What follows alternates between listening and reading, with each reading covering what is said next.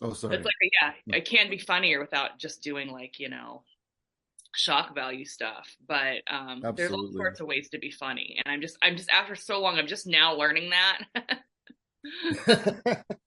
Yeah, no, it's crazy because when I first started doing comedy, a lot of the older comics told me, you don't even know what you're doing for the first 10 years. And I just, okay, okay, whatever. I've been doing it for 2 or 3 years. I know what I'm doing. That's weird, you know. But I feel like this past year or so, I've had this, like I put it on Facebook. I almost feel like the psychology of comedy finally clicked in my head. Hmm. Because for a I long feel the same time, way. yeah, That's for a long time, crazy. silence would just kill me on stage, Yeah, even if it you was don't my want to wait it fault. out. Even if it was my fault. Like if I'm quiet for like 30 seconds to think of the next joke or whatever, I sabotage myself from there and I just nosedive. But now I embrace the silence and I use it to my advantage, and Mhm. so it's just a lot different. Yeah, silence is a really important part, I think. I used to get notes from people, you're just rushing through, you're not giving people time to catch up and laugh. And Hmm. so when I finally, just as I'm returning to the stage, I'm pausing a lot more and getting Yeah. comfortable with silence, and people are laughing more. It's just, I think a Yeah. really important part is you have to be willing to stop and Yeah, let you're right. failure. Absolutely. But if you don't stop, you don't give a chance for anything to happen. And I've been doing that. I've been using pauses to my advantage as well. Hmm. So yeah, that's awesome. I'm That's glad that. great. Yeah. I was just so afraid. I used to just rush through everything, and Hmm. just, I wouldn't pause unless I was really confident in the joke. And so I was just like, it was like, so I think that, a certain joke was funny, but maybe it wasn't, maybe others could have had a chance had I let more silence be there.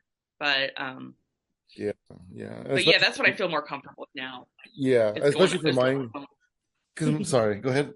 Oh, no problem. Oh, no, that was especially, I was just saying you have to be like okay with failure, just I'm more comfortable with trial and error. I mean, that's what open mics are Hmm. for. That's, Yeah. what you're Yeah. doing. I'm doing a lot of writing right now. It's like, just go fail, who cares? Mhm. It's not a show. It's for that. Yeah. So, Yeah, I was especially my jokes because a lot of my jokes are like thinkers. Like it takes you a couple seconds to connect the dots, and so the pausing really helps that because usually, like if I just brush through it, by the time they get it, I'm off to the next Yeah. thing. yeah, and then you don't know what they're laughing at. Yeah, I totally Mhm. get Or not laughing at all. recording is really, I tend to like record all my sets, but then it takes me forever to listen to them. And so then I'll look at my phone. It's like, oh, I have 10 sets. And it's like, okay, I have to set up an hour of my day aside, so I just need to get in the habit of recording it, listening to it right away, and making notes. That way I won't be Yeah. building Yeah. up a store. But yeah, recording is really good because then you see what you're doing, you see where the laughs are actually, because sometimes when you're on stage taking it in, you can't really entirely tell what's happening. Yeah. Yeah. That's how I feel on A lot of stage. good. What we do sometimes is we'll listen to it on the way home Hmm. that is a good strategy. I because it's should still do really that. fresh. Hmm. Yeah. And then So we that is kind a of good like idea. commentate on where like the jokes hit. At that point, Sam can even like come up with another new tag just based on how he delivered it that night. Cause Sam is like really cool with changing his delivery. He could use the same joke but say it in a different way, and it almost like recycles the joke to make it sound new, and I like that about him Oh, in his cool. comedy. Yeah. Yeah, that's a great idea. Mm-hmm. Yeah, my boyfriend's actually gotten out with me and done a couple sets. Oh Yeah, wow! I'm trying to talk him into doing it more because I think that would be really fun for us to. Yeah. He's, we'll see how interested he gets in it. He's come up with some pretty funny stuff, and he's already seeming to get it faster than I did. Just like I was like, just in one, he did one set, and he rushed through like a lot of comics do. And the next set, it was like he really took his time, really seemed to have absorbed everything. Like, wow, I wish I could improve that fast. But it would be cool. In Orange County, it's like I'm like, I have one mic that's 4 minutes away, and the rest of the mics are like 45 minutes to an hour. They're up in Long Beach, they're down in San Diego. And so it's like, it's really time consuming to get to them. So it would be cool if I could get him to kind of do it with me. And then we could like, spend more time together. Cause yeah, it does. I do really miss San Francisco and the Bay Area and being so close where you have several mics like that are 10 minutes away. And Oh. I should have taken advantage because now it's like, wow, I'm in the middle of nowhere. Yeah. Hey, quick change of plans. Can we interview him instead? Oh my Oh, god. No, I'm only kidding. that's okay. Let's He's still sleeping right now, I'm sure. wake his ass up. I'm just kidding. Hey, welcome to the Hypothetical Comedy Podcast. I am Funky Sam Medina, And I'm Athena Rodriguez. and we're here with fellow comedian Nicole Turley. Woo! How you doing, Yay! Nicole? How's it going? Hey, good. How are you? Good, good. Thanks for being here. Yeah. No problem. Thanks for having me on. It's been a while since we were able to like hang out with you and talk to you and stuff, even though this is virtual. Yeah, I know. Well, I mean, one good thing that the pandemic did, I think, was make it so people got used to using the technology. So at least now, even far away, we're connected. Yeah. And another great thing, is a lot of us are working from home, which is what I really like. Me too. I'm working from home. Yeah, I was gonna say one thing about the whole pandemic was I remember sitting there, 2020, just hanging out with a bunch of comics online and going, I would never have hung out with comics online before the pandemic. Like that's not something I ever would have thought of doing. Let's all hang out online. What? No, it's great, and there's lots of people have come up with like cool little shows out of it, like the one we've done together, Match Game Apocalypse. I mean, that's one of my favorites. Match Game is so fun. That is a lot of fun. I always like tell people like when I'm on it, it's like, okay, it's not safe for work. I don't know what you're going to be hearing, so if you're really sensitive, maybe you shouldn't watch it. Yeah, I always tell people to watch it too. I'm like, So watch the good, show, watch the though. show. It's so fun. It really is. Oh yeah, that's great. And it's Yeah. always full of people that I like know or like or Yeah. whatever, which Yeah. is cool. And then like I saw you on it a few months ago, and I think that was the first time I saw you in a while. So Yeah. that's always good for that too. Yeah. There was a lot of, during the pandemic, I was kind of in the middle of a career change. And Wow. so I didn't take advantage of the online mics as much. So I had a really long period where I didn't do anything. And starting up with doing Match Game is like when I was like, God, I really miss doing this. And so that's when I started to like write more and find out where the mics were. But that was it. And it's really great because I got to like reconnect with the whole comedy scene, and like the Bay Area and beyond. They have people from like New York and everywhere. So that was really cool. That's been like a great, because I don't know if you're like me, I take a lot of breaks, but if you're away from comedy for a while, you really miss it and you miss the camaraderie and the friendships. Mm-hmm. So the Match Game was like a really great way for me to reconnect with all of that. Yeah, and kind of get the ball rolling again for you. Yeah. We stopped like 2016 and 2019, something like that. Mm-hmm. And we got into it just before the pandemic. Yeah, we had really good timing. Yeah, we did. Yeah. Because I always say that if I wasn't doing it before the pandemic, I would not have gotten into Zoom comedy. Mm-hmm. So but aren't you glad you did? Because so much has come out of it. I mean, there's I'm so lots glad. of potential. Yeah. And I've met so many people from all over the world. Like I can go almost anywhere in the world and somebody will be able to give me stage time probably. Oh yeah, that's true. So you guys planning any traveling coming up? My finances are not, but that's something that we want to move into. But we do eventually want to travel, for comedy and go get out there and go to other places and stuff. Yeah, that would be a lot of fun. Yeah. And with Zoom, it's like it's a lot easier to do that. I haven't really been watching. Are there people doing a lot of Zoom shows still? No, not really. I mean, think so. Just pretty much back on stage. There's still, a handful of shows, but like it's not like abundance like it was during the pandemic. Yeah. There's still some. Yeah. And I bet there's a lot of podcasts and like cool little shows that came out of it. Yeah. Have you I know you said Match Game, yes, but have you seen Who Wrote This Shit? Who Wrote This Shit? No. Yeah. That's a really good one. I'm not sure if they're still doing it. But it was Robbie Sandler and Chelsea Bierce, and it was their game show. And it was really fun. Those two. Oh my gosh, I bet that is amazing. What do they do? How do you describe it? It's kind of like a game show. So go ahead. So they'll give you like a prompt, right? Like they'll say a prompt, and then everybody, all the contestants or all the panel will write a response to this prompt. It can be anything in the world that you want to write, and then they give the two contestants all the responses that the panel wrote, and then I have to go. I think "Rock Me Like a Hurricane" was Nicole Turley. And then they go, oh no, that wasn't me, or whatever. Yeah. But it's really fun. It's so funny. Yeah. Oh, those two are so funny. That's Yeah. great. I have to look that up. And even if they're not currently running it, I'll have to see. There's a bunch of Oh, episodes on YouTube if they're You'll not. love it. It's oh, so oh my gosh. fun. Okay. I'm gonna be checking that out today. That sounds just amazing. We used to watch it like every week live, like It's for a fun. while. We were even on it a couple times. Oh, cool. Yeah, Yeah. you guys had fun, I take it? Oh Oh Yeah. yeah. yeah, hell yeah. Absolutely. Healthy and Ronnie Sandler. They're just amazing. They're just crazy. Yeah. Oh yeah. Yeah. That was one thing that I really liked during the pandemic is it really got people to be super creative and innovative with what they had and working with what they got. And that's dope. That's hella cool to me. I I like mean, that. that's how things happen. That's how things grow. And like, Mhm. first you Exactly. think pandemic bad, but which it is bad. There's a lot of, but I think life, and comedy is about working with what you're given and making the Yeah. Mhm. best of it and saying, hey, this sucks, but how can it not suck?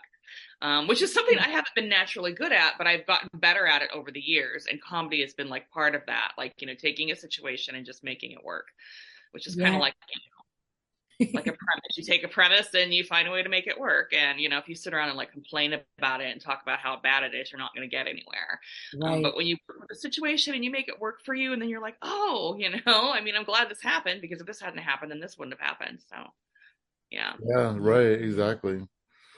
Exactly. So you said you're in Orange County. For some reason, I thought you moved to San Diego. That was the original plan. Here's what happened. The funny thing is we could have stayed in San Diego, but originally I got a job with a medical marketing company doing social media and content writing. Oh, And that's it was cool. supposed to be, it is really, yeah, it's really cool. And it makes me a really annoying patient, because I always ask doctors, well, I wrote in this article, but Well, I wrote. People come up. I I read write an articles article. and blog posts for doctors' websites. Originally I got the job, and we were down in San Diego planning to look for a place down there, and I got this job in originally the office was in Lake Forest, which is, I'm in San Clemente. It's about 14 minutes from where I am. And they said, well, for the rest of the pandemic, we are going to be online, but you have to be willing to move into the office once we're back out of the pandemic. So it's like, okay, well, we got to find a place near Lake Forest. And that's how we ended up in San Clemente. And I'm like, oh my gosh, we're away from everything. There are all these Trump posters everywhere. I don't know. Oh, But it's like, no, we need to be close to where you're going to work. So we move down here, we get all settled in, and then time goes on. And then we decide, we really all like working at home, so we're just going to go virtual now. oh wow. So now I'm here. I mean, there's San Clemente's really lovely. There's lots of nice beaches, but it would have been nice to stay closer to an urban center, like either Yeah. close to, we're actually closer to LA physically, but the drive is just horrendous. It makes it further away. It'd probably be easier for me to get down to. But it's just, I'm kind of like a good hour away from either kind of epicenter. So it's like, it makes things difficult. But yeah, so that's how I ended up in Orange County. And I felt bad because people would send me messages. It's like, where are the open mics in San Diego? It's like, oh, I didn't end up living there. I don't know. So yeah, we moved here. But it's really, it's a really safe area. It's really nice. It's got a really nice downtown and beach. The atmosphere is a lot more conservative. I didn't realize that it was such a red area. Like, I told this joke about Ted Cruz. I've told it twice here, and I've gotten groans both times. People booed. People like Ted Cruz here. I was like, what? I thought it was a joke to everybody. Okay, wow. I guess it's like everyone's like, what? That's our hero, man. I was floored. I was like floored. It's like, oh, okay. Because I thought nobody. It's just you learn a lot, that being in like the Bay Area bubble, where everybody thought the same and everybody thought like I do. Now I'm at a place where people totally think differently, and you kind of have to readjust. Yeah. Wow, that's funny. We actually live in a Trump town, and we are about an hour from everything too. Yep. So, yeah, we feel your pain on that. We didn't realize. You guys are taking it to stuff. Yeah, we didn't realize how bad it was, like red wise, I guess, until like pandemic time. Yep. And then we got all the Trump people in the corners holding signs up. Oh, that's the worst. Yeah, and election's coming around too, and he's running again, so we get to see all that. Oh, he is? Ugh. Wow, I That's did so not know that he smart. was I running mean, from what again. I've heard, yeah, That's yeah, hilarious. yeah. Well, we'll see. We'll see what We'll see. happens. Yeah, I'm just waiting for the time when all the posters, because we got here and they were just, Trump kiosks everywhere. And what is going on? I thought California was a but I think it's like Right? there's Exactly. pretty much there's blue states and red states, but bigger urban areas tend to be more blue. Hmm. And as you go out to the country, they tend to be more red. Yeah, I can see that. That's just a rule that I completely forgot about. Yeah, and we're in like a little country, little farm town. Where are you guys at again? Tracy. Tracy. Okay. Oh, Yeah. that's quite a ways from everything. Yeah, we're So about an Yeah. hour from we're an hour from San Jose, hour from San Francisco, hour from Oakland. oh my Or gosh. from Hour from Sac. about an hour and a half from Sac. How do you guys work like the driving, and it's just a lot of driving pretty much? Yeah, basically. Yeah, but I mean, we're good with like listening to, comedy podcasts, or we talk Music, to each or other. we write, or we talk. What are you gonna do tonight? What are you gonna say? What are you gonna talk Yeah. about? Well, this and this. Working Or hey, I material. have this joke. What do you think about this? Mhm. Oh, And things like cool. that. So we make it happen. The Yeah. worst part though is parking. But you Oh know my that. gosh. You know that, I'm sure. Like Well, we get parking is so pretty easy where I am, but yeah, LA is bad. San San Diego's Francisco, not too bad, but San Francisco, yeah, that was the the worst. worst. We get so stressed out when we're trying to I park. know. I do not miss that. Oh Yeah. my gosh. Well, Yeah. not only that, but it's like sometimes you got to circle for a while for that parking spot. Oh, that drives me Or crazy. you're like, you see parking spots that are available, but nobody's parking there. You're like, why is nobody parking there? Or there's a nice spot and she just flies right by it. I'm like, oh, Oh my there was a gosh. spot right there. What are you doing? I have been Oh, there. And then by the time we come back, it's gone. Oh yeah. And then you have to worry about your car getting broken into because they just Yes. In smash. fact, we did a show. She did a show last week, and we found a spot, and then we weren't sure. Like, oh, I don't know. And then somebody's like, oh, there's a parking garage around the corner. So we're like, let's go to the parking garage. So we went to the parking garage, and they're like, oh, we close in half an hour. So I'm like, oh, well, we can't do this. So we went back to the spot that we originally found, and the person that was coming to see Athena at the show was parked there. That is so So funny. we're like, at least she found parking. Yes. It's important that the audience finds parking. Yeah, exactly. Oh my gosh, yeah. Yeah, I heard the Westerfield Mall in San Francisco is closing down. Oh, wow. Wow. Yeah, it's just crazy all the stuff that's happening there. I don't know if I'm Yeah. familiar. Oh, it's a mall like on Market Street. Is it huge? Mall. Yeah, yeah, Oh, okay. I've probably been there. probably, yeah. I just found out about that. Yeah. Oh, and that reminds me. I'm just jumping around here, but like Market Street, if you miss like your turn, you're just stuck for like miles and miles. Oh, good to know. Oh my Noted. gosh. Yeah, I it's just wonder like if that's- and you can't even drive down parts of it now. Oh. Wow. All right. Well, we'll be in Orange County. No, just kidding. We'll be moving down there. So, Nicole, were you born and raised in the Bay Area? No, actually, I was born in Illinois, Oh, and wow. I moved when I was 4, so I didn't move. My parents moved us to the Portland, Oregon area. Like, actually, my official hometown was Milwaukee, Oregon, home of Tanya Harding. That's what Oregon. Oh, nice. And then I grew up basically in the Portland area. And then I moved in 2010 to the Bay Area. Oh, okay. That's around the time I was wow. we were both kind of getting into comedy. She Yeah. got Yeah, it was around. I moved to the Bay Area around the time I got into comedy. Yeah. Okay. What brought you I to the Bay started a little Area? in Portland. Um, so many things. I was just at a pivot point in my life. A relationship had ended. I lived in Portland so long. I wanted a new adventure, and I wanted a place with more comedy going on because I was in Portland and I just felt, it just felt small, and I'd always wanted to live in a bigger city. And I just went on vacation with a friend to San Francisco and just absolutely fell in love with the place. Oh, wow. Just like it was very. I mean, I don't advise making decisions this way, but it was very emotional. It was a very emotional decision. Like, let's go off on a big grand adventure. No thought of like But in hindsight, there were a lot of ups and downs and a lot of crazy stuff that I went through there. But I'm glad that I did it because it's made me the person I am today. Yeah. But at the same time, I wish I'd known now. I wish I'd known then what I know now when I moved to San Francisco. We all wish could have rocked it. We all wish we knew that. You learn at your own, yeah. But yeah, it was a very I'm going off filling attention. It was just very. Just a split decision, came back, was in Portland for a while. It's like, oh, I really wish I was in San Francisco. Okay. I just went down there, found an apartment, came back, quit my job. Okay, I'm leaving. Bye. 2 weeks. Wow. That's incredible. How long did it take you from when you left San Francisco to like when you moved back?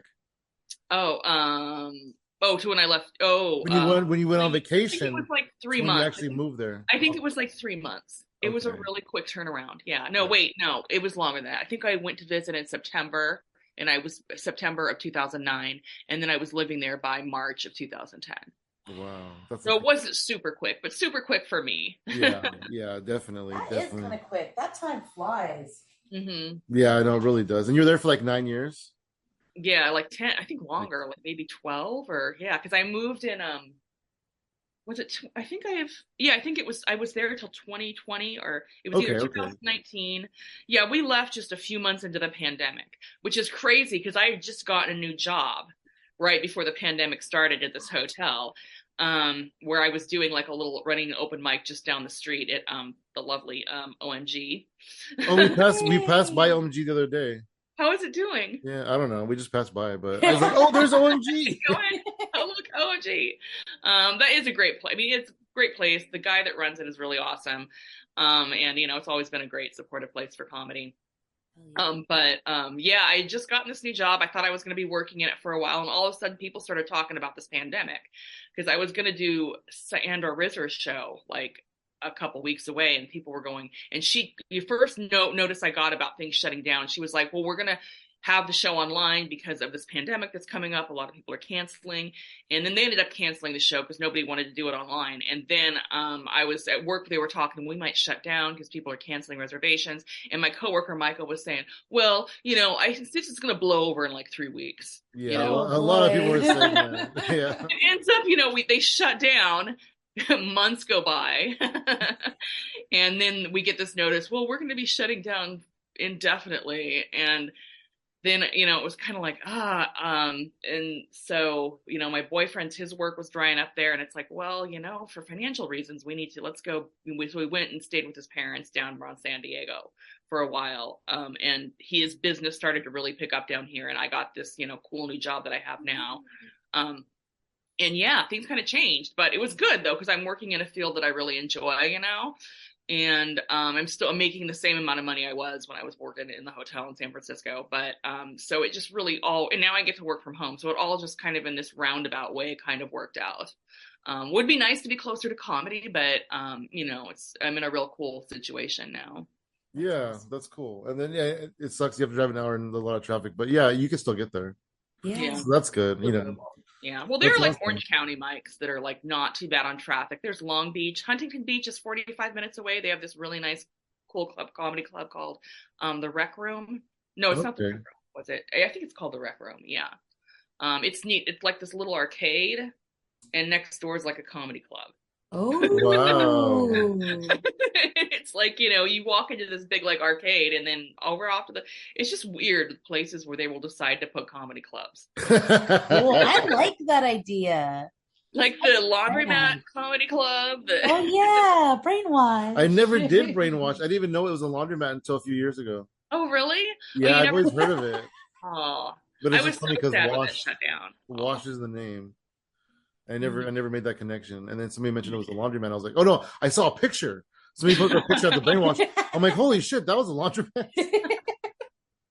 Yeah, I've never been there. Who came up with that idea? Oh, there's a laundromat. Oh, you know what? We should do an open mic. Yeah. You know what this laundromat needs? It needs an open mic. You know who came with the idea? The Godfather, Tony Sparks. Yeah. I'm just kidding. I don't know if that was his idea or not, but that's crazy. Yeah. Doing some comedy at some weird places, but never a laundromat. I did one at a a CD store, like a record store one time. Yeah. That Rasputin? seems like an ideal spot for Yeah. Oh, they had one there. I remember It was Rasputin. in San Jose, but yeah. Oh, it was in San Jose. Okay, there was a Rasputin, a record store down in San Francisco that I think was called Rasputin. But you're talking about San Jose. Probably. Yeah. Yeah. A record store sounds like an ideal spot for an open mic, though. Yeah. The weird part about though there was nowhere for the audience to sit, they just kind of had to stand around. Just walk around. That was the weirdest part. It was like there was no seats. There was just, all right, stand here and watch us do comedy now. Oh, so was it hard to retain people? Because nobody likes to stand. Yeah, I mean, quite a few people stood around. Maybe like 10 people or 10, 15 people. Stood around, walked in, walked out. Like it's so much easier to walk around. They're already up. Because it was places like steps where you could kind of walk around and browse CDs and listen to the comedy still, kind of. Yeah. So. Okay. Oh, then you got to fight for attention. Oh, that always made me so nervous, was having to like fight for attention. Yeah. Because it was like I would always like be like, why can't we have open mics in like a comedy club environment? But it's like, well, this is how you learn. You have to fight for the audience's attention. Yeah. So then when you get to a real setting, then you're actually really primed to hold that attention. But I used to just like whine about, why can't we do it in a spot that's more comedy friendly? It's like, well, we do these things in these off places because it builds skill and character. Yeah, exactly. Oh, have you ever done one of those shows that's at a bar that's super loud? Oh yeah. Nobody shuts up and you have to yell down the audience. It's like how, I mean, that has happened more times than I could count. I have nightmares about shows at loud bars where everybody's being super loud and I'm just like talking to 3 people that can hear me in front. Yes. Those are like the worst because your voice hurts because you're trying to, you have to have something really big and bold to grab their attention, and you've got to hold it. And that is probably the toughest environment to do comedy. Oh yeah. Yeah. Oh, yeah. Or a place like a bar where they didn't expect that they don't want comedy. Oh yeah. We did this open mic at this. I love the bar. I love the stage. I love the curtain. Like it was a great spot to do open mic. We were outside, Athena and I, and this drunk guy came up to us. He's like, this comedy is horrendous. This is so terrible. And then he looks at Athena and what did he say? You were the least painful? Your set was the least painful to listen to. Oh, thanks, I guess. I'm like, oh, thank you. But this was a person at a bar drinking a mysterious liquid out of a Carl's Jr. cup. Oh yeah, here's the point. So his opinion, I'm sure, went a long way. So he's at a bar. They let him bring a Carl's Jr. cup. I guess, yeah. He had get his own toilet full prison liquor that he was making. But he was going on and on, and he was so drunk. And like when people are like super drunk, like they're just like saying the same shit over and over and over. Yeah. And he was just talking about how bad the show was and how much nobody liked it and how much he was going to stop coming to the bar and this and this. And then about a month or so later, they stopped the mic. Oh, yeah. He loved probably because of that guy. I love that venue. I'm like, I'm going to record my special here. Which venue was it? It was called Rocco's Blue Max. And it's in like Sunnyvale or Santa Clara or something. Okay. Yeah, I've only ever been to Sunnyvale for Roosters. Wait. They have like you walk in the real door and they have saloon doors. I love that. Yeah. That's cool. Yeah. I'm gonna go there just to have a beer one day, maybe. It's so far from us. I'll be there. Yeah, maybe. Are you doing comedy again? Like, pass the Carl's Jr. cup. I want to know what was in that Carl's Jr. cup. Oh, I don't. Maybe it was his own urine. Oh, no. Maybe he's like so alcoholic that he like, re-drinks his pee to get. Oh, maybe he orders from the bar and just pours it into the cup. He's like, no, I got my own. He's like, no, I'm just gonna pour it. He's environmentally friendly. He is. He's like, here you go. Oh my gosh. Yeah. So let's get back on topic here. Yeah. You said you started comedy in Oregon? Yeah, in Portland. Yeah. Wow. How did you decide you wanted to do comedy? Yeah. I had been doing theater for years, and I was bored with it, and I was sick of auditioning for the chance to perform. And on top of that, I was always trying to find comedic monologues for auditions, and I could never find good comedic monologues for women. And then I'd say, why can't I just write my own monologue? And it's like, no, you can't do that because it's theater and the rules and they don't like, And a friend of mine suggested I try stand up. It's like, okay, I can just go perform when I want to and get my performance high, and I don't have to audition for the right to perform, and I can write my own stuff. And then I did my first mic and I just totally bombed. Wrote like a monologue, which is like, no, that's not. But then I came back and I did jokes. And it's like, okay, this is kind of how it works. And, and just from there, yeah. And they were in bars a lot, and I liked to drink back then. So it's like, cool, get drunk and get on stage. Not something I would advise doing. It's a lot easier to do comedy now that I don't. Yeah. I was drinking a lot for a while during comedy too, but I kind of slowed down on that. It's Yeah. and then you want to support the bar and whatever else too. Yeah. Well, you can buy and you get paid in drink tickets half the time. Yeah, that's the thing. You get paid in free drink tickets all the half the time. And oh yeah, on top of that, I worked in a bar during the day, and then when I moved to San Francisco, I worked in restaurants that had a bar, and then I worked in bars that would allow you to drink on the job. It was just a recipe for alcoholism right there, because everywhere I would go was booze, booze, booze, booze. I'm surprised my liver survived. I really am. Had I not quit when I did, I'd probably be like totally stay like, but yeah, it's really, and then you always feel like, oh, I need that social lubricant. Yeah. The first time getting on stage dry, I was like, oh, this feels weird, but I'm like, oh my God, I can handle this. Cool, I'm all powerful. But it's tough getting used to performing your first time sober without that kind of shield. But then you get used to it. Absolutely. But yeah, so I started in Portland. In retrospect, I probably should have spent more time there honing my craft, but I was just thinking, oh, things aren't moving the way I want them to because I'm just in too small of a town. So I'm just going to, it's all, a rookie comedy mistake. It's not like, no, you just need more practice, Nicole. You need to get over your ego. You need to learn and just take it at its own pace and concentrate on the craft. You don't need to move somewhere where they appreciate you. So I did that, in retrospect, that was a dumb move, but I eventually things have all worked out, but I got to San Francisco and things were one thing that was a benefit is that people have a lot more hustle here. So I had to up my game a lot more. It was exhausting, but everybody in San Francisco was like starting a podcast, doing their own shows. And in Portland, you maybe had like one or two go-getters that were, running everything, and everybody else just went to mics and performed, so I was like, oh God, I got to up my game. You have to really up your game. And then, people are they just in bigger cities, they're more competitive. They're a little more industrious. True. So, and then when I came into San Francisco, bringer shows were huge. And that was a real stumbling block for me because I didn't have any friends. Yeah. And the friends I had would never make it to shows. And so it's like, I'd ask to do a show and think, oh, you have to bring 10 people. I'm like, oh, this is frustrating. So then I was afraid to ask to do shows because like, well, is this a show or is this a bringer, And I think when I left, it didn't seem like bringer shows were as big, but there was a time in San Francisco where it seems like bringer shows were the thing. Yeah, like, no, definitely. Run these shows and they'd go to open mics and look for the people who had friends and that frustrated me because I'd see somebody that had started comedy for like 2 weeks, even though I'd been in comedy for 1 or 2 years. And I go, they're already doing shows. I must be doing, and that just really got to my head. It really did. And I wish I hadn't. I should have just, you know what? It'll happen in its good time. Focus on the craft, but focus on what they're doing, right? Yeah, it's a lesson, so hopefully as I get back into it this time, I'll have a better attitude. We'll see how things go. But yeah, my attitude was really wrong for a lot of my comedy career. It was all about, well, this has to happen this way, blah, blah, blah, and blah. And like, why is this person getting this show? And it's like, just ignore that.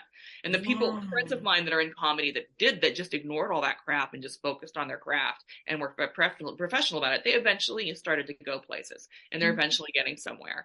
So, I just didn't really have a lot of patience, but I learned a lot of lessons along the way.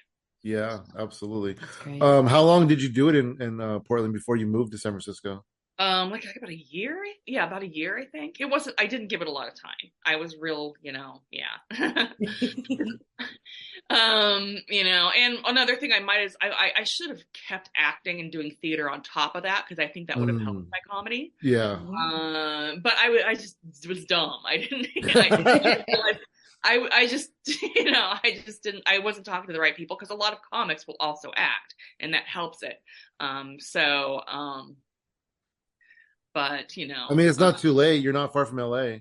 that's true. Yeah. I mean, Maybe some groundlings, some improv. like groundlings material. My improv, are they improv mostly, or are they sketch? I don't know. I mean, sketch I can do. Improv I'm horrible at. But I think improv is probably like everything else. You have to learn how to do it. Yeah. But the few times I've tried it, oh my God, it was just so god awful.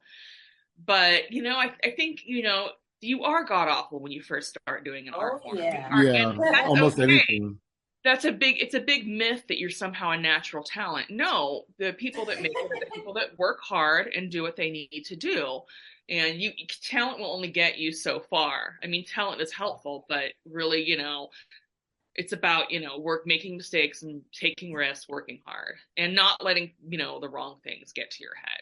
Mm-hmm. So everyone learn from my mistakes, because I made every mistake a comic could make. I totally made it.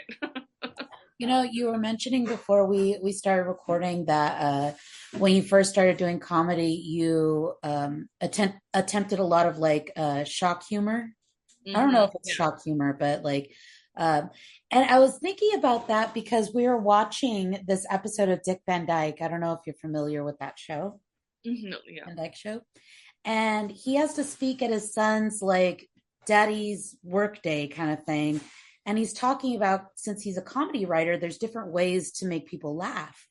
And one of the ways he chooses is by using kind of like shock humor. But what he explains it as is like, it's unexpected. And that's why people laugh. And I think that's what you should go for. You don't have to be obscene or edgy or shocky. You just unexpected. And it's taken me until like the last year or so to actually kind of get that. Yeah. Do you oh sorry. And also sorry, I tend to talk over people. That's something I gotta I was just thinking like, and also one thing, it's like I realized that the stuff that I think is funny is not necessarily what everyone else thinks is funny. So you have to be open to learning. Like there's jokes that I tell all the time that I don't really like, because other people find them funny, and you're essentially doing it for them. But it was just like, it was a while like, wait a minute, that's why we do open mics, is because you don't know what's funny. The audience does. And it's a communication that has to happen for you to learn that.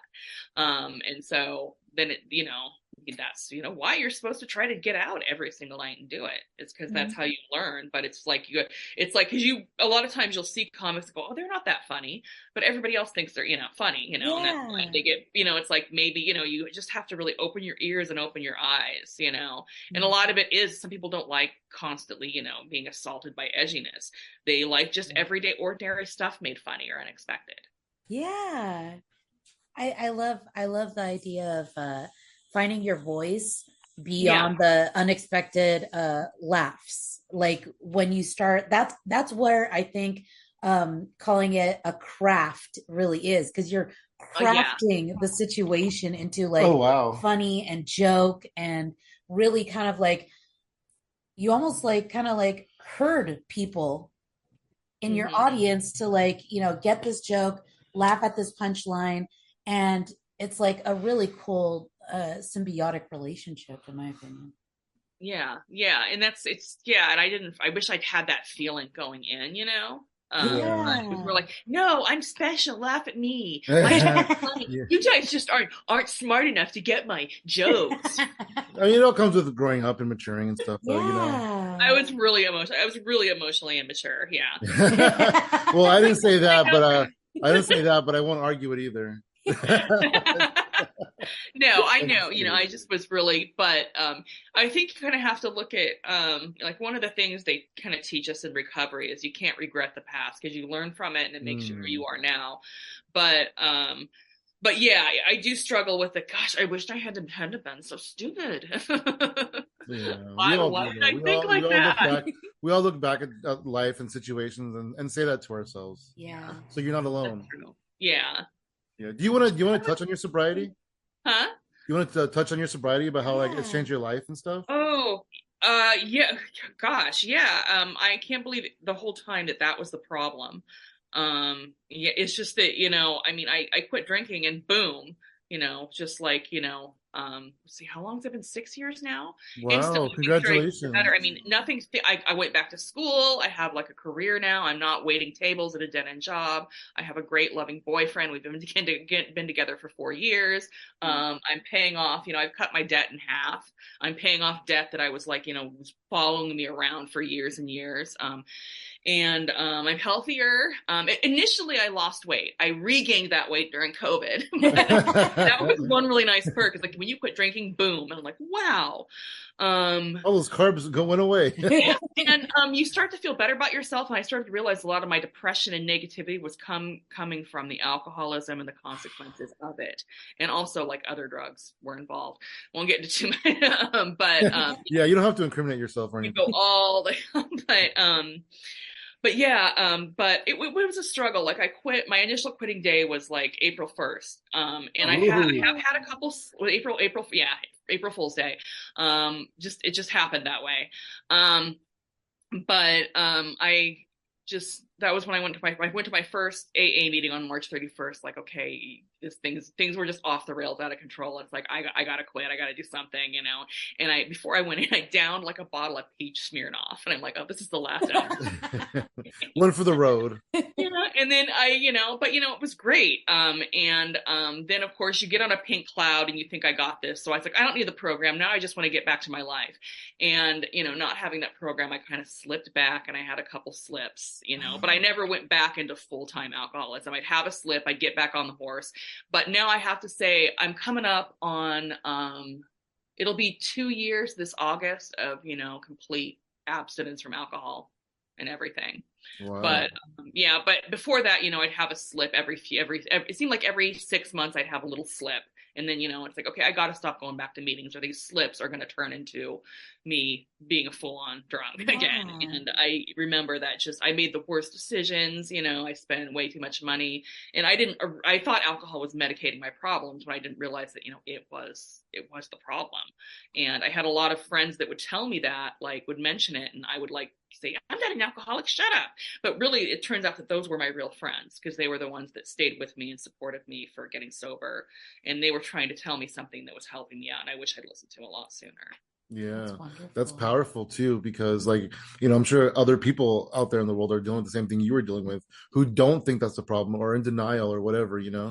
So I wish I quit it a lot sooner because it's like, oh man, it just things got better so quick. But I'm getting back into regretting the past. I quit when I quit and I'm thankful for that. But yeah, you don't realize it till you get away from it. You're like, oh my God, I was crazy, because you're in a sort of insanity. And then you realize like, oh, I'm not depressed every morning. Oh, maybe I don't have depression. Maybe I was just, doing terrible things to my body. Yeah. And as much as you regret the past, sometimes remind yourself a lot of people don't come out the other side.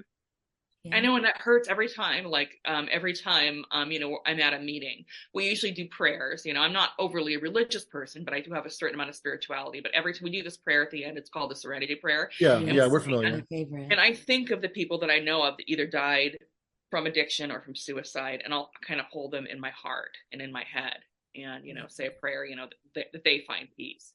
And I think of that every time. And every time I think, because I still, like me and my boyfriend just went to Vegas and I had this devil on my shoulder going, what happens in Vegas stays in Vegas. Just have one drink. Nobody's going to know. Don't tell your boyfriend. Just drink, just have one, And I didn't drink, but it's just like every time I get that feeling like, oh, maybe I can drink again, I remember what it brought me to. And I go, this is just a trick your brain is playing on you.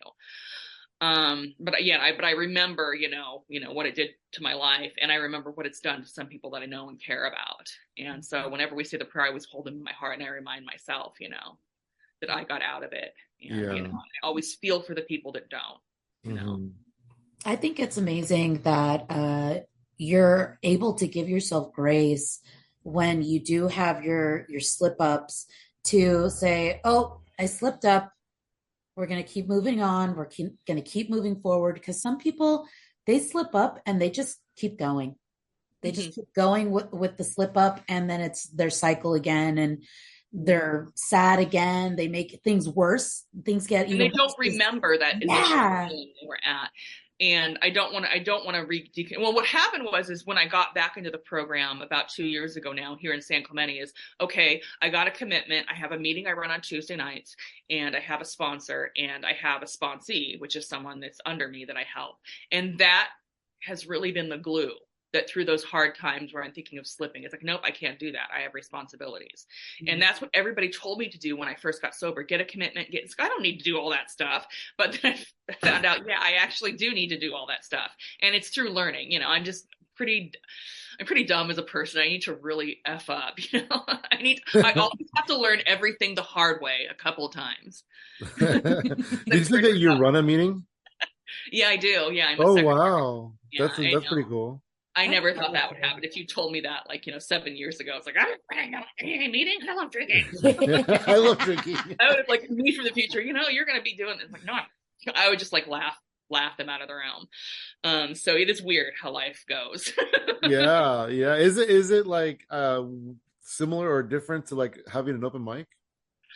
I think it's made me more comfortable at open mics because you're kind of, it helps me at meetings because I have to read, announcements, and make them exciting to listen to, but it makes me more comfortable speaking in front of people. Yeah. It's weird, yeah, because people do share, in meetings, but and people are funny, it's just people being human. Yeah. Do you try to run jokes in your speeches? Oh my goodness.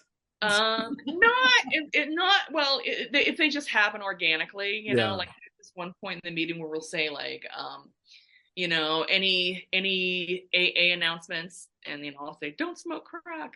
I don't know, common joke people make, but I don't just use it as a place to do material. That would be not appropriate. Read the room. Read the room. How long was your comedy break?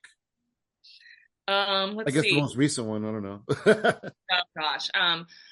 I pretty much, when we moved to San Diego, I tried to stay up a little bit with the open mics, but then I was still doing online courses for social media and marketing because I was really, daily doing the job search. That's another thing. It's if you really want to find the right job, it's a full-time job. Yeah. But I ended up in a great job. And so that kind of between, learning the new job, that really kind of pulled me out of it until just this last year where I started. It's just been about a month or two that I've been going to at least one mic a week. So, and I know I need to probably ramp it up to do more, but I'm kind of taking it at my own pace, Yeah, absolutely. just because I do have other goals, other financial goals that I'm working on. Yeah. And my job is important too.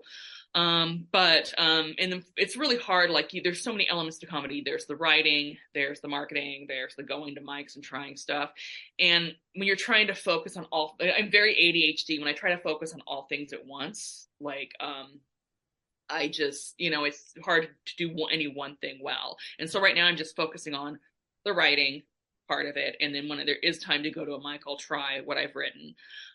But I guess, I stopped around I don't know, it's been probably 2.5 to 3 years this break. But so I guess it has been a while. So yeah, but I'm glad you're getting out there again. You're yeah, I am too. I feel, and I'm just a lot more comfortable, I think, with myself. Yeah, I'm sure you are. I'm sure it's and a I whole changed different as world. a person, so a lot of the jokes that I used to do, they aren't, they don't.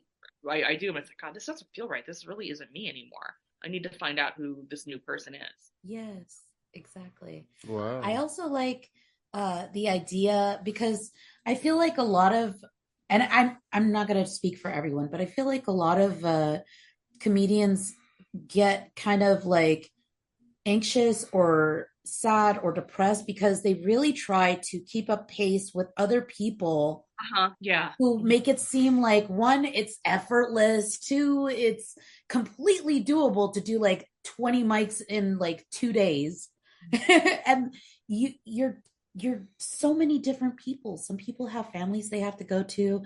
Some people have a job at 4 o'clock in the morning and they can't be doing late night mics. So I think it's really important that, you are accepting that you're doing this at your own pace. That's going to be super powerful for you and for anybody else who's going on the comedy journey. And really. it'll happen how it's supposed to happen and on your terms. I can't, force myself to follow somebody else's trajectory, because that's what a lot of tug of war I did with is like I wanted to focus on these other things like family life, paying off debt, getting a career, a day job that I loved, that I liked. Mhm. And I was still trying to do comedy full time on top of it, and I was just overwhelmed and Yeah. done. And so I just had to make the decision to like, okay, because I'm not a person that can like be financially insecure and do comedy. Some people are very comfortable with that. I'm Yes. not. In order for me to be creative, I have to be financially secure. And I mean, I wish I was that person that could live in their car, because I think they tend to do well and do well very fast. Yeah. But They that's just have not. to. Yeah. But maybe that's a good thing. And, maybe my way is wrong, but it's the right way for me. But it's just that I'm the type of person that has to, no bills are paid, no debts Yeah. are paid Yes. off, things are stable, and I also have to make time for my family who live out of, way out of state now. And so if I want to see them, I have to make time for them. But, I'm the type of person who needs that foundation, that needs Yeah. that structure to feel safe to be creative. So Yeah. that's when I knew I had to like really, make that a priority. And that's when I was able to finally get it done and get the job that I wanted to be doing. So I That's think if you're not beautiful. hurting anybody, there is no wrong way. You know, that's true. we all Yeah. just do it our own way. Some people go to comedy school.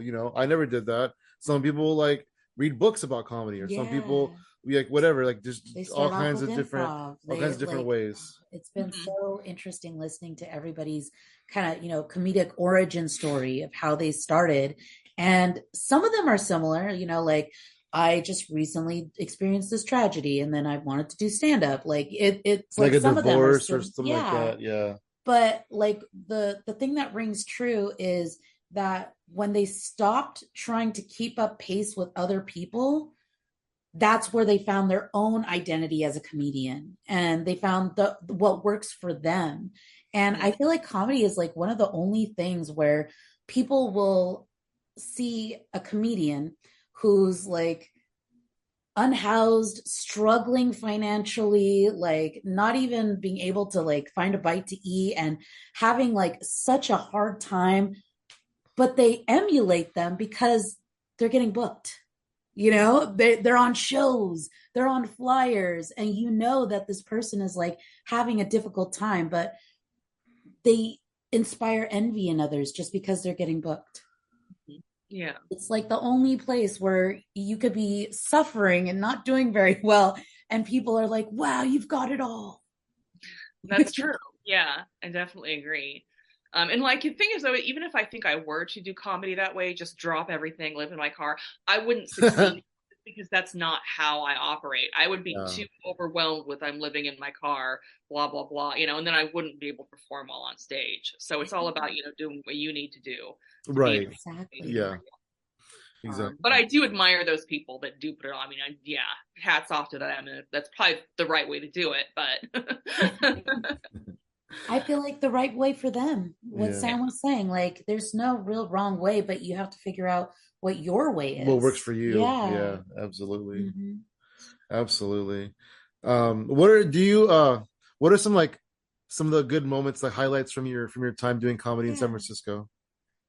um, one of my favorite. I'll just one of my few impressive credits was doing the five females with Susan Alexander. Yeah, that was Oh like Oh, I yeah. forgot about her. I haven't seen her she in a while. passed away. She I was did? a Oh. lot of Wow. great artist friends from from San Francisco passed away. Photographer that did my headshots. Oh, we're talking about highlights, and I'm talking about Yeah, highlights. yeah. Let's talk about highlights, not Other lowlights. than that, it would probably be comedy. One time we did an open mic on a bus. Oh wow. It Was was the bus Whoa. a moving? while ago. It was when I'm trying to think. Um I don't know. Yeah, I didn't set it up. It was some of my friends. It was like Colleen Watson, I think. Yeah, I don't know if you remember her. She I was a don't think comic. so. She's in LA now. I don't know if she's still doing comedy, but it was her and then this guy Connor. I can't remember his last name, but we Oh, just Connor, like Kellicut? Kellicut, yeah. no, not him. Oh, okay, Oh. okay. That's the only Yeah. Connor I think I know. Um, but I was just saying, we just decided to do it on a mute, and I was afraid of the idea, but it was like I was one of those points where you got to push yourself to do this crazy stuff. But without permission, we just jumped on a muni bus. I mean, I would never have the balls to organize something like that myself, but I'm cool about going along with your bad idea. But it ended up being a good idea. We jumped on the bus, and one of us started doing comedy. Hi, we're doing comedy on the not mute. Yeah, did I say mute? Yeah, muni. I get Portland's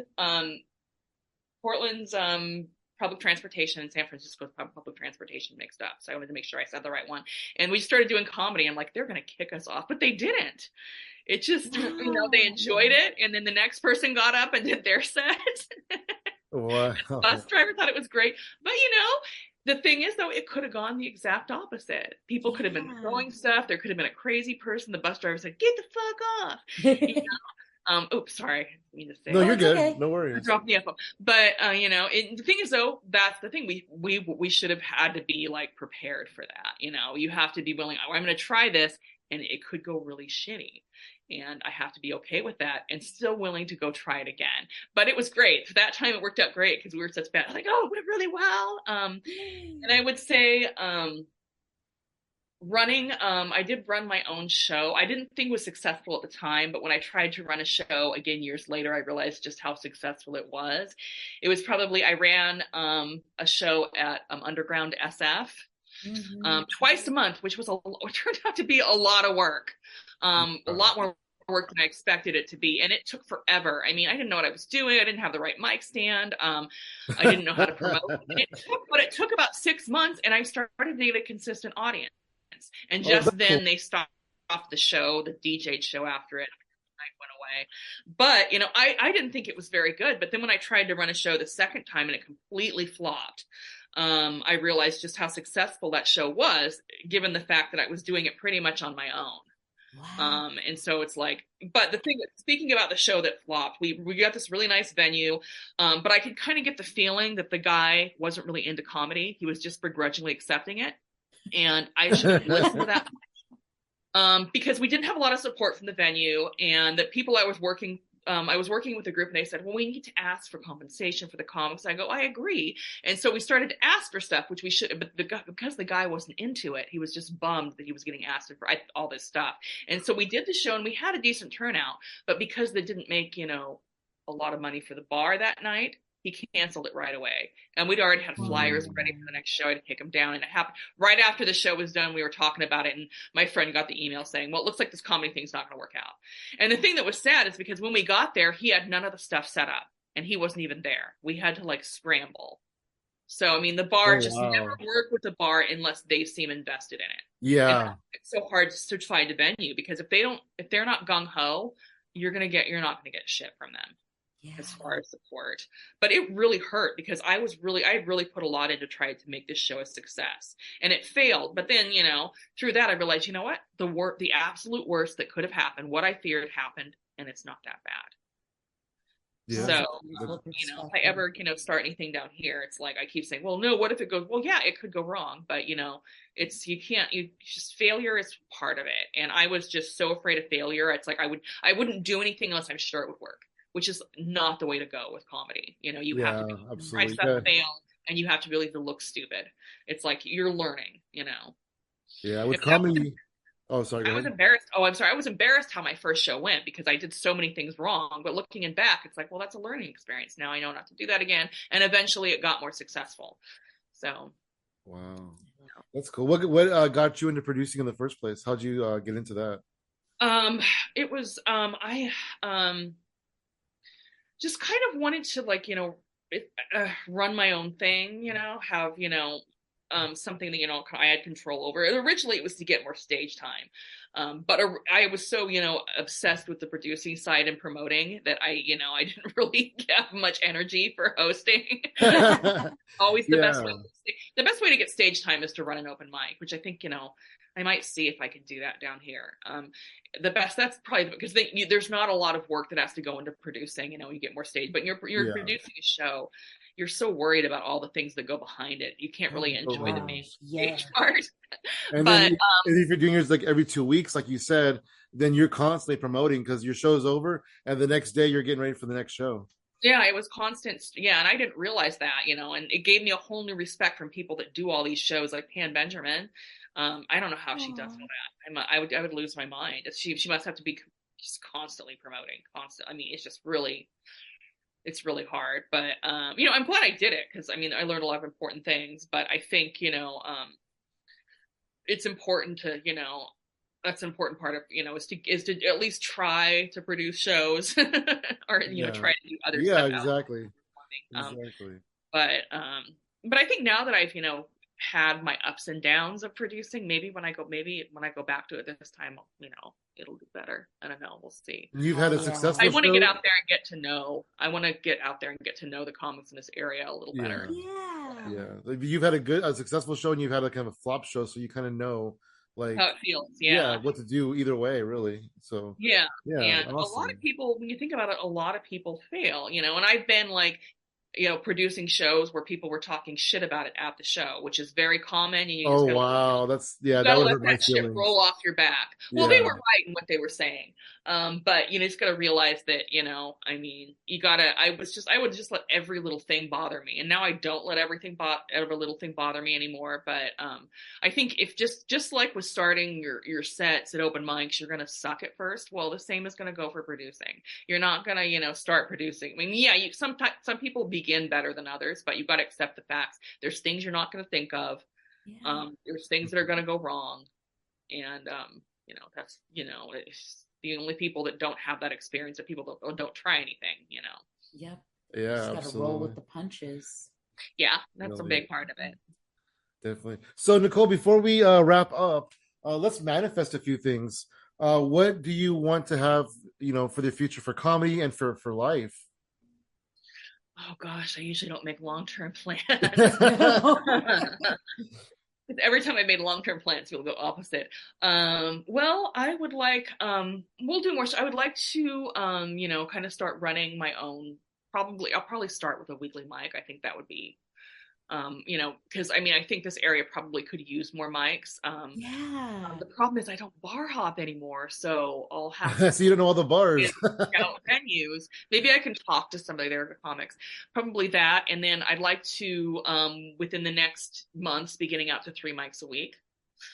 That's cool. That'll really help me, and then hopefully just 3 months after that, be getting more into the city areas. I mean, 3 mics doesn't sound like a lot, but with the location I'm at and all the things I'm going on, that pretty much is a more realistic goal than saying I'm going to make it out 7 nights a week.